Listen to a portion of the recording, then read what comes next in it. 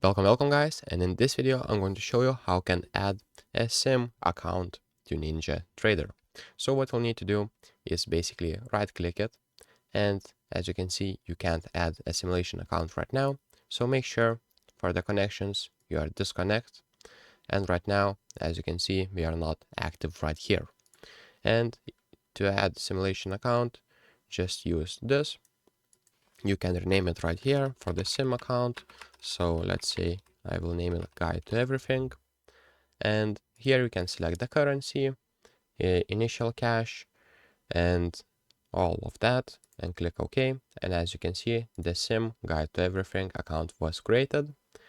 And there's a problem: if you can't add a simulation account, you can go to the tools, and if you go to the settings, go to the general right here, and if you go to the multi-provider, make sure it is enabled and restart your NinjaTrader.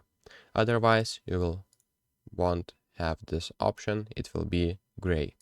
So that's pretty much it guys, that's how you add a sim account to NinjaTrader 8. If this video was helpful, please make sure to subscribe to Guide to Everything, comment down below for the algorithm, and see you in the next one.